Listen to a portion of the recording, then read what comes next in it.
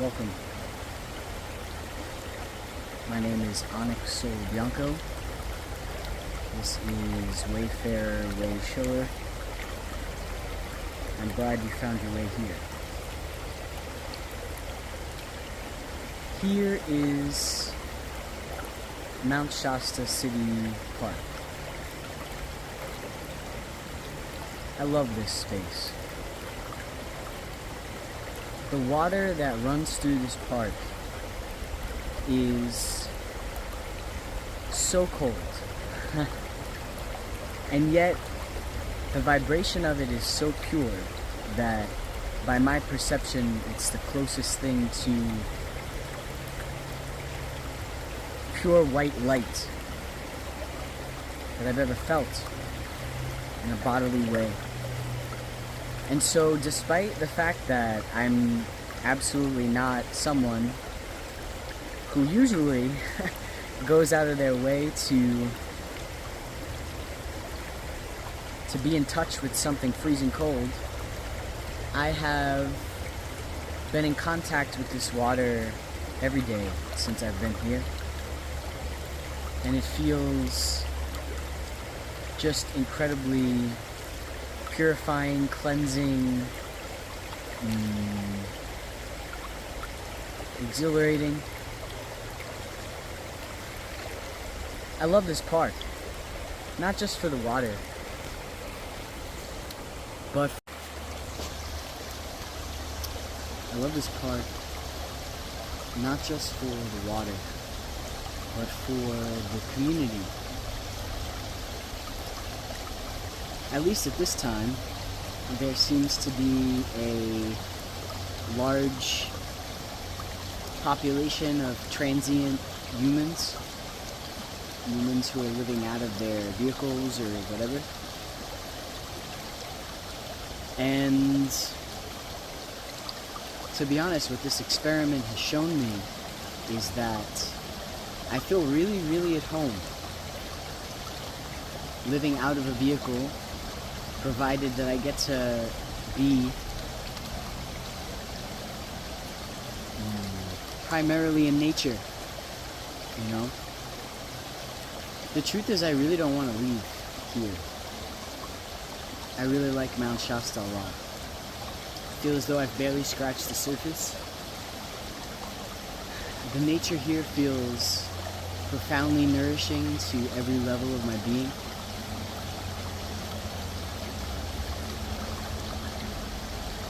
And even though the vehicle that I've been staying in is technically a small one, right? It's a Prius.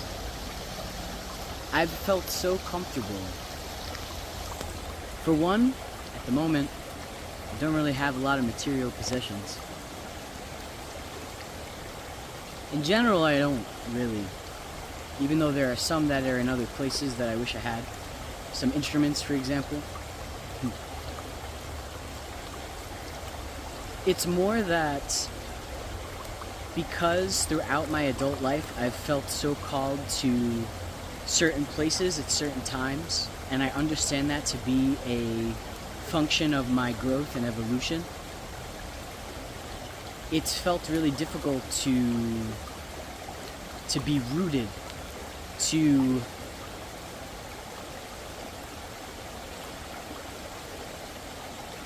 feel as though I can be fully committed to one particular place. And a part of me has really been languishing because of that. The other part, truthfully, is that it's not actually felt feasible or sustainable for me to meet all of my needs and to also have some kind of apartment or whatever.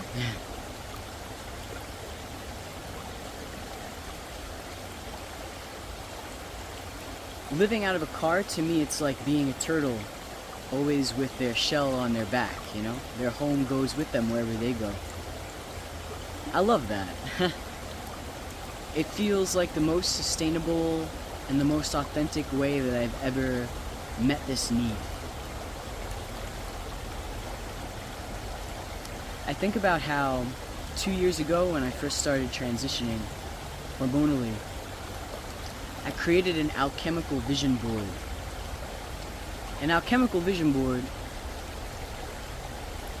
well, it's like a vision board, except there are many, many, many layers and a lot of rich and deliberate symbolism.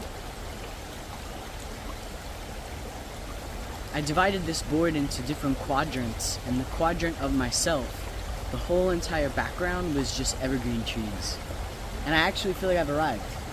I feel like these are the evergreen trees.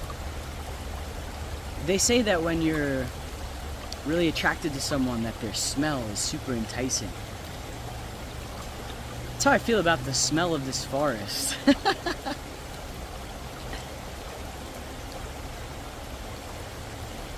So surprising to me, because in general I tend to be very drawn to tropical environments, or to the countryside, la campagna, like I stayed in Italy, you know. I don't think I'd ever, I won't say ever, but I'm not gonna go out of my way to be in this area while it's cold and while there's snow. But right now, this is perfect. More or less. For me.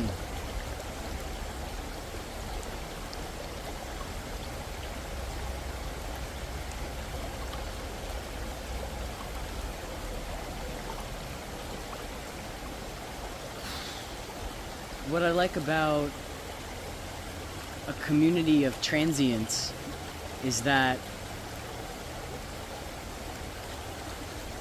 each person's vehicle is their home, their room, their container. It has unique personality, and I feel as though for myself what this has felt like has been an exercise in living my life in a way that's more directly observable by others. In general, I feel like the theme is allowing myself to be observed and to connect more with others, which I've been embracing slowly but surely. You know, I mentioned in the Grandfather Peyote video about shoes. What was coming to me that I didn't share in that context was the sole, literally the sole of the foot, S-O-L-E. When I went and looked at the etymology for this word, one of the etymological roots is timber, as in wood, which is one of the deepest roots for the prefix dom, D-O-M, where we get the word domain, for example, which is also linked into home. Wood. I feel at home with the wood. But sole of the foot, the left foot, this is the feminine side. I also broke my string. So aside from the rainbow gathering, the heat of the desert leading to a crack in my most prized possession, my Martin mahogany guitar, which again I'm going to fill in with gold, so it's all good. So aside from the crack, when I was playing this guitar, it's still playable, by the fire at the drum circle in the sky, the string that I broke was Sol as well, S-O-L, G, the G string, which is the throat. And I have mentioned my middle name Sol it used to be my first name for a while.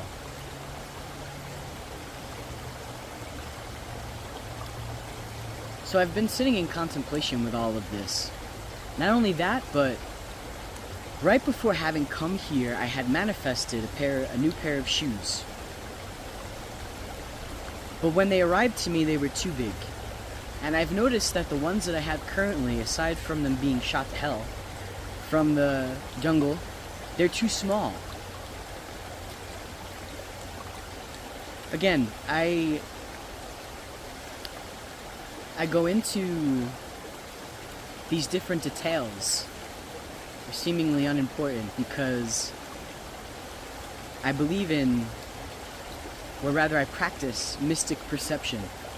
The idea that all of these details, just as the same for the dreamscape, the details have meaning, and they're telling us a story of something going on at a deeper level.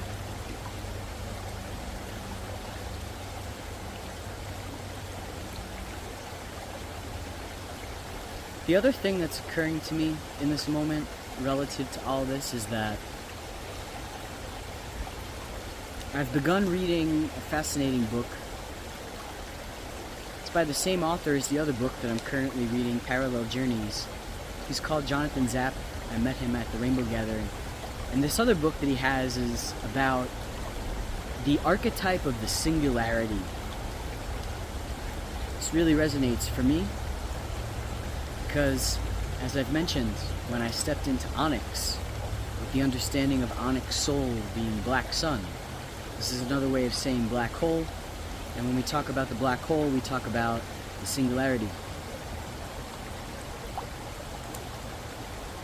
In this book, he mentioned a work that he read that explores the connection between the word and language, and written language particularly, and the transition from matriarchal societies to patriarchal societies, and that the patriarchal societies of domination have been ushered into existence hand in hand with written language.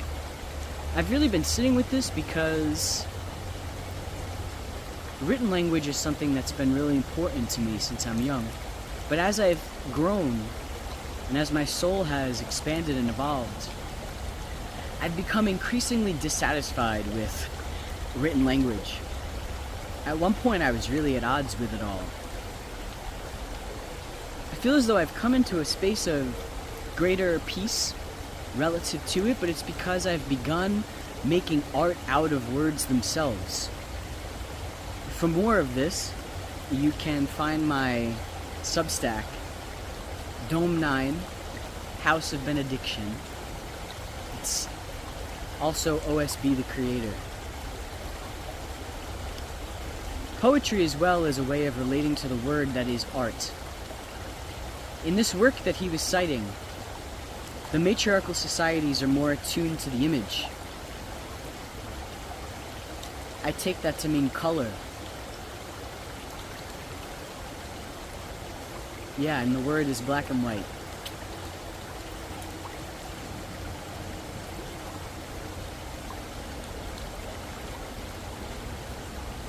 The reason why I'm bringing that up is because soul being the throat, soul, S-O-U-L, being anima, being the feminine.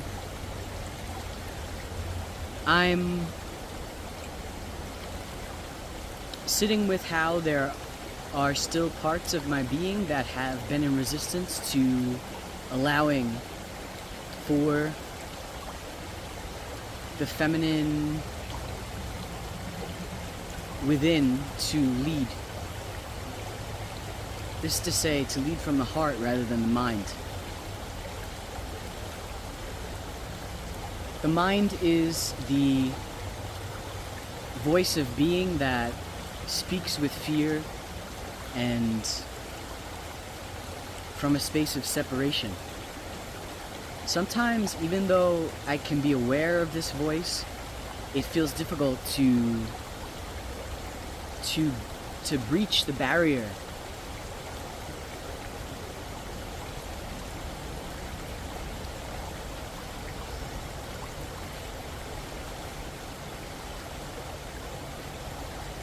But I feel as though here in Mount Shasta, I've really truly been embodying a deeper degree, deeper level of self, a deeper degree of belonging, really, is what I'm wanting to say. Thank you so much. I love you. I really hope I'll be back very soon. I'm doing what I can to manifest my own vehicle so that I can come back.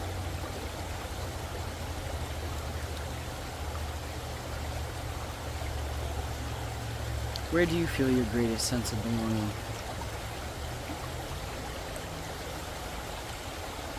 I'm glad you found your way here. Wherever you're going, may the way be clear. Take care.